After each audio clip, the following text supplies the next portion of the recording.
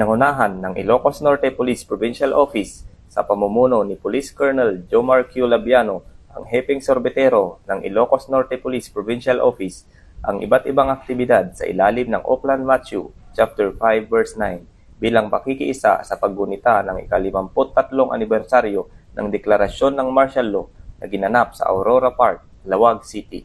Ang nasabing inisyatibo ay nakabatay sa bersikulong biblikal na mapapalad ang mga gumagawa ng paraan para sa kapayapaan sapagkat sila ituturing na mga anak ng Diyos, at layong isulong ang pagkakaisa, kalusugan at aktibong pakikilahok ng komunidad sa mapayapang pamamaraan.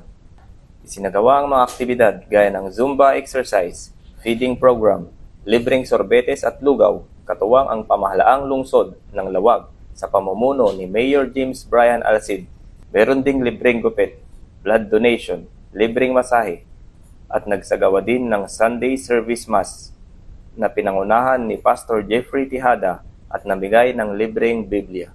Nagpakitang gilas din ng Ilocos Norte Provincial Mobile Force Company sa kanilang silent drill performance.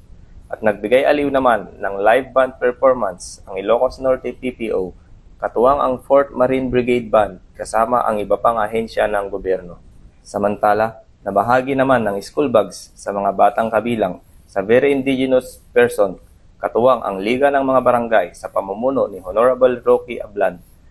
Nakiisa sa aktibidad ang iba't ibang sektor gaya ng pamahalaang panlalawigan ng Ilocos Norte at pamahalaang lungsod ng Lawag, Armed Forces of the Philippines, 4th Marine Brigade, Bureau of Fire Protection at Philippine Coast Guard, mga police stations ng Ilocos Norte, mga mag-aaral ng criminology mula sa Data Center College of the Philippines at Northwestern University, Force Multipliers at Peacekeepers Riders of Ilocos Norte, KK.dot Ilocandia at VIP Kids.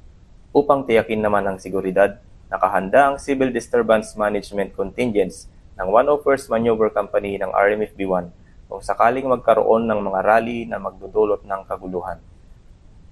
Sa kabuuan, matagumpay na sa katuparan ang Oplan Matthew 5 verse 9 upang magbigay serbisyo sa mga mamamayan at magkaroon ng makabuluhan at mapayapang aktibidad para sa kapakanan ng komunidad. Dahil ang kapulisan ng Region 1 ay maaasahan, malalapitan at mapagkakatiwalaan. Mula dito sa Ilocos Region, ako ang iyong PNN correspondent, Police Corporal Mark Anthony Pico, alagad ng batas, tagataguyod ng Balitang Pulis.